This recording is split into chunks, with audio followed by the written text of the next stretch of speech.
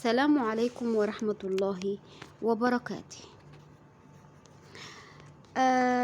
سوف نتحدث اليوم عن 10 أسئلة في امتحان الرخصة المهنية للمعلمين في دولة الإمارات العربية المتحدة. السؤال الأول: أي العبارات التالية يشكل فرقا بين الابتكار والريادة؟ إذن تعريف الريادة هي عملية تحويل الأفكار الجديدة إلى فرصة عمل. والابتكار هو نتيجة الأفكار الجديدة، يعني هو مقطوع منها الابتكار، لكن الابتكار تعريفه هو نتيجة الأفكار الجديدة. السؤال الثاني: ما المتغير التابع في دراسة بعنوان الآثار القريبة وبعيدة المدى للتنمر على صحة المراهقين الذهنية؟ المتغير التابع تعريفه هو متغير تابع ضعيف، دائما يكون يتأثر بالمتغير المستقل. المتغير المستقل دائما يؤثر فيه. إذن هنا الجواب هو صحة المراهقين الذهنية. دائما المتغير التابع للمتغير المستقل يكون ضعيف، يكون أضعف. المتغير التابع يؤثر فيه. السؤال الثالث: ما الذي يمنعني من تحسين ممارستي التدريسية؟ أي من المجالات التالية يساعد مثل هذا السؤال أكثر المعلمين في التفكر؟ الجواب هو مجتمعات التعلم. السؤال الرابع: ما الدراسة الدولية حول شروط التعليم والتعلم والتي شاركت فيها دولة الإمارات خلال الأعوام 2008 2013 2018؟ هنالك كلمات مفتاحية. مجرد ما وجدت شروط التعليم والتعلم، إذن أقم باختيار الاستبيان الدولي للتعليم والتعلم TALIS. وأيضا إذا قمنا بحفظ التواريخ لأنها لا تتكرر يكون جيد، ولكن الكلمة المفتاحية هنا التعليم والتعلم. السؤال الخامس: ما أكثر ما يؤثر على الأمن العاطفي للطالب داخل الصف؟ حينما تحدثنا عن شيء عاطفي فهذا الشيء لا بد أن يرتبط بالأشياء الاجتماعية. إذن إذا تأثر الطالب أو تأثر أمنه العاطفي داخل الصف، إذن الطالب يفتقر للمهارات الاجتماعية. وهنالك نظرية للمهارات الاجتماعية العاطفية وهي لجيسكو أو طريقة جيسكو.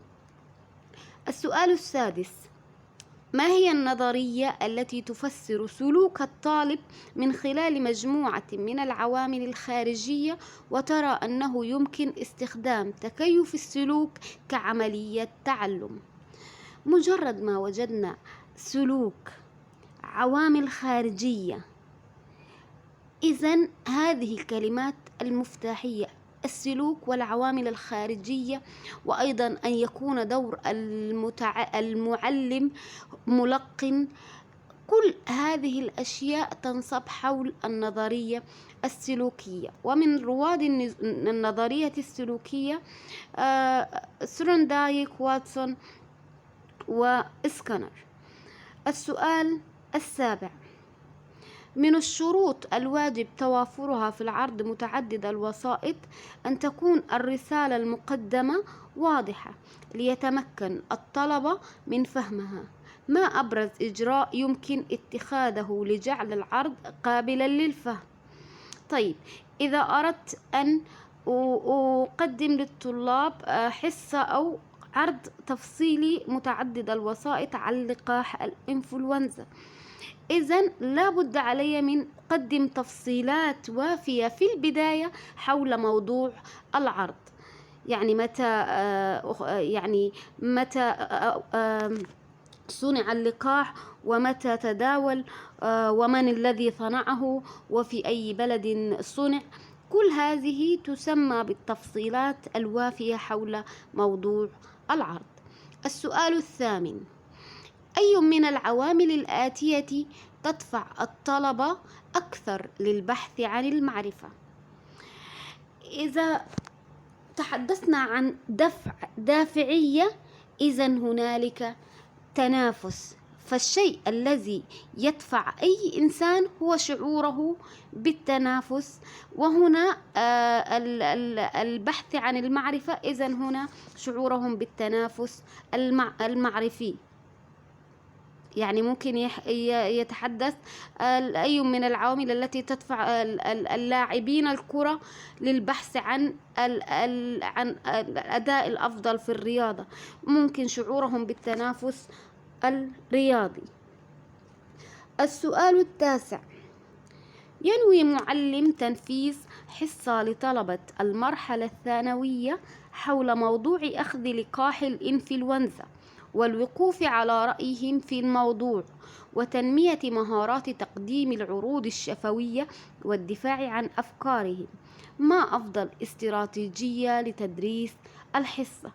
أيضا هنا الكلمة المفتاحية حينما أجد الدفاع. مجرد أن بدأ الشخص يدافع عن أفكاره ورأيهم وكان لديه رأي، إذن أفضل استراتيجية لتنفيذ هذا الشيء هي المناظرة، أن يتناظروا وكل يدلو بدلوه. طيب، 10: ماذا سيحدث لو شجع المعلمون الطلبة على المشاركة وليس الإتقان أثناء الحصص؟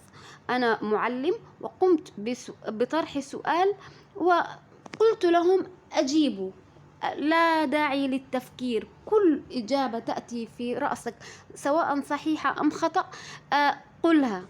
هنا سيفكر الطلبة بطريقة أقل نقدا، وهذا الشيء يندرج تحت العصف الذهني. العصف الذهني يهتم بكمية الأفكار أو كمية الحلول أو كمية الإجابات المقترحة، ولا يهتم بنوعيتها سواء كانت صحيحة أو خطأ. شكرا جزيلا لكم، نلتقي في فيديو آخر.